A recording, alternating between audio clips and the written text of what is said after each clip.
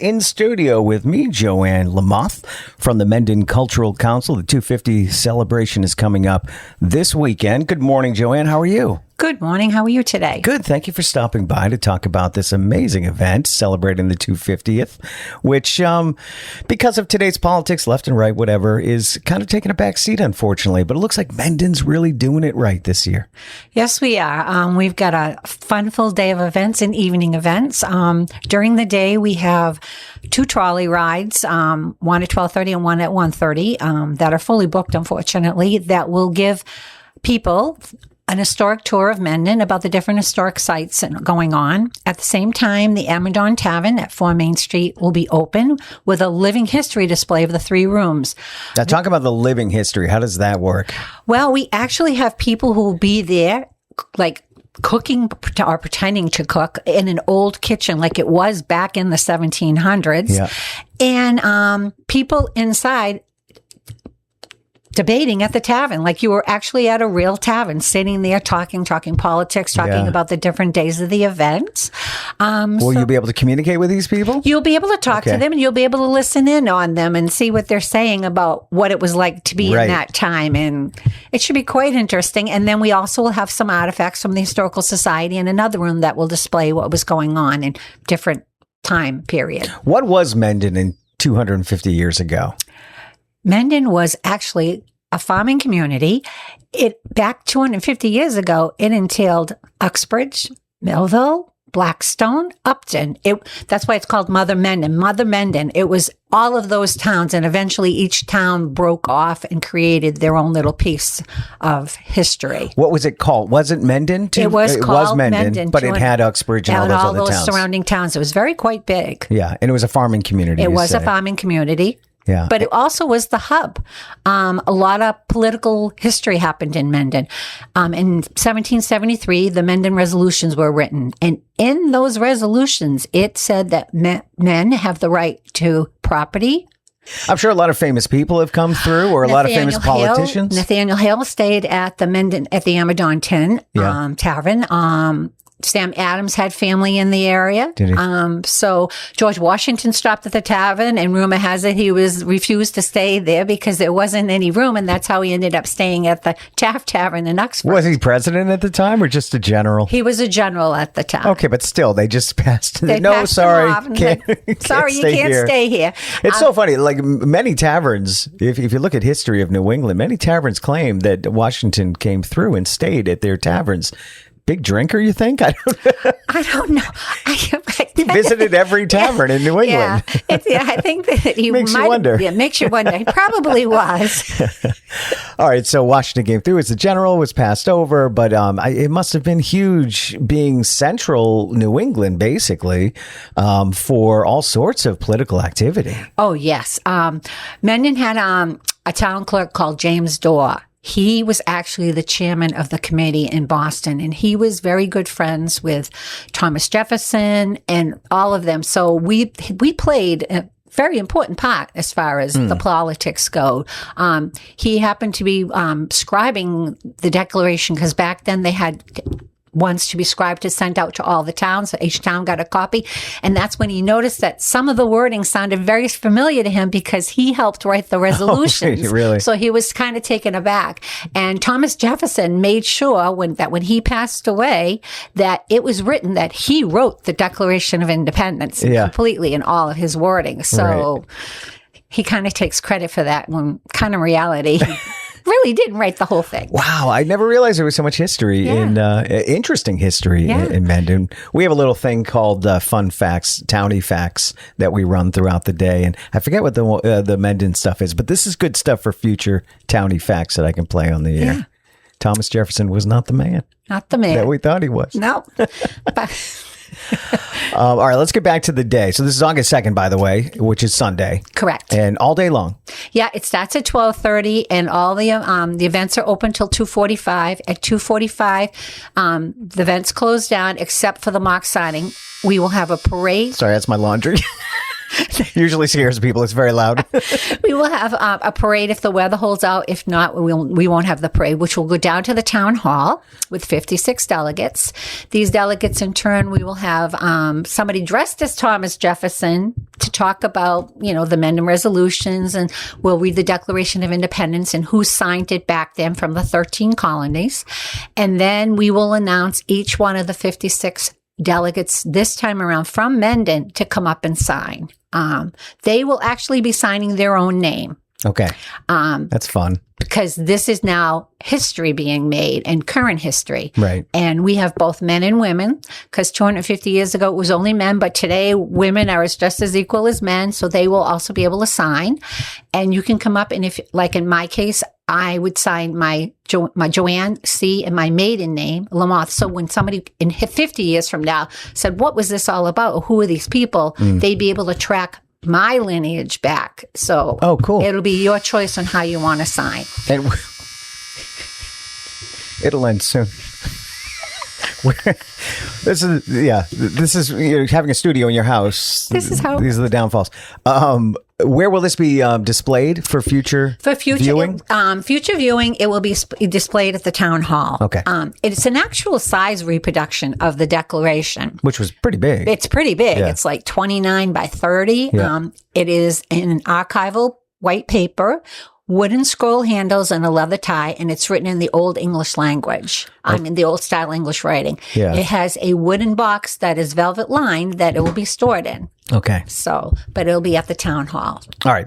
We've got live music at some point. Tell me about that. At night, starting at 6:30, we have a function up at the Memorial Field on Millville Street.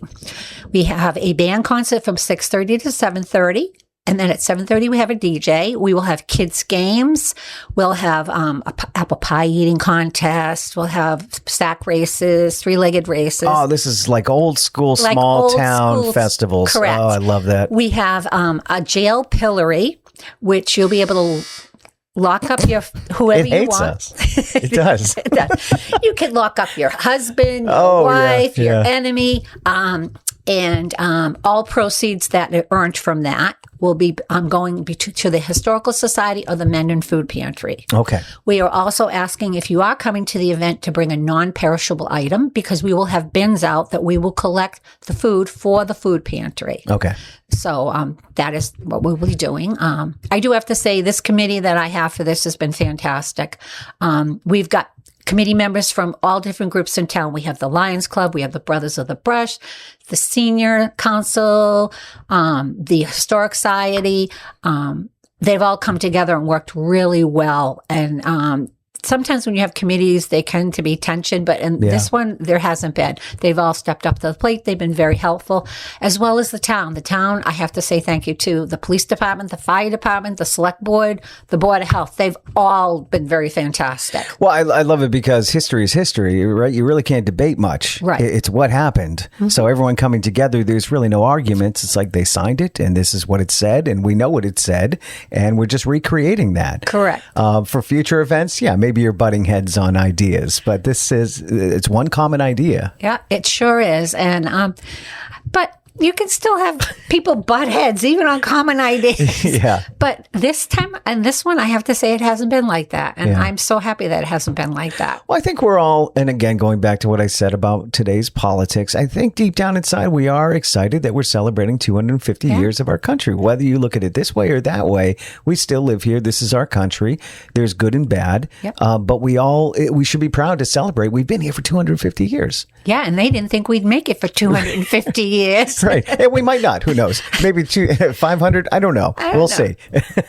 Hopefully our grandchildren will see that. Tell me about some of the future events. I know you do the Scarecrow contest, which I took part in last year. And correct. That's where we first met. And I'm sorry that I left my Scarecrow at your place. I hope you were. I hope you disposed of it easily. Yes, we did. Okay, good. We will have the Animal Scarecrow contest again this year. That was a lot of fun. The Cultural Council will be doing that again. This year, we're kind of changing it out. We're going to have what we call a family group that we'll judge on, and then we'll have a civic business organization. Good idea, group. Yeah. Because a 12-year-old competing against a business, or an 8-year-old. Yeah. It's kind of hard. And, it's as we all know in everything we do, it's a learning process. We learn from the year before. Sure, and we absolutely. change it around. Was that the first one? That was the second one. Second one, okay. Year. So we will have it once again this year. Registration will start again in September. It will run through the end of September again. And like we did last year, it'll be a judging in October. Yep. And we'll announce it once again, like at a night where we'll have apple cider and things like that at the town I went to that. It was really nice. And we'll do the awards that night. So it will happen again this year. Joanne, what do you love about Mendon? First of all, how long have you been there? I've lived in Mendon 3 years. My husband was born and raised in Mendon. Okay, so your husband's there. You've been here for 3 years. 3 years. As a newbie, what do you love about the town? Because it's easy to not like where you grew up if you've lived there your whole life. You know what I mean? Like you can be a little sour, right? But you're 3 years in. You must love the town. I love Milford, despite its ups and downs. I like Mendon. It's a quaint little town. I mean, yeah, it has gotten bigger over the year and progress has changed, and it has to happen. There's no way, otherwise they wouldn't survive. Yeah. But it still has a nice quaintness of it. And I like that. I live in a development, but I could have a horse because I'm zoned agriculture. Oh, really? So, yeah. So it's it's nice. Still a lot of farmland. It's still a lot of farmland. And I think I also like it because it's got a lot of history. Yeah. And I love history. So it kind of I love the old quaintness of it and that. I just love it. Yeah. One of the most famous drive-ins is in Mendon. Of course. Yep. We love Vandervalk Farm. Yep. Full Moon Friday this Friday night. So we'll be attending that. And it abuts Blackstone, which is very nice and rural as well. Yeah. With the Daniels Farmstead. So that's it's right on the line there. Yeah. There's so much that Mendon has to offer. Where do you eat? Do you enjoy eating out in Mendon? We go to the Willowbrook. We also go out to Galliford's, which has that nice little tavern.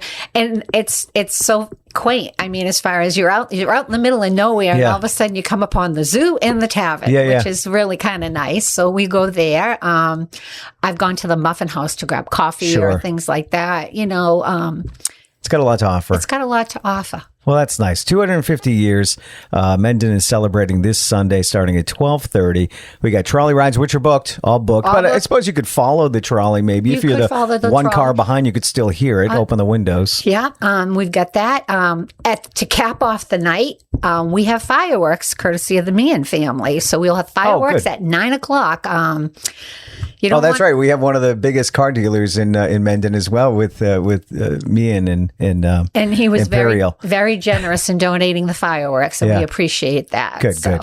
But we will cap off the night at 9 o'clock with fireworks. All right, so it's an all-day affair. And what time is the signing of the Declaration? Signing of the Declaration starts at 3 o'clock. It'll run about an hour.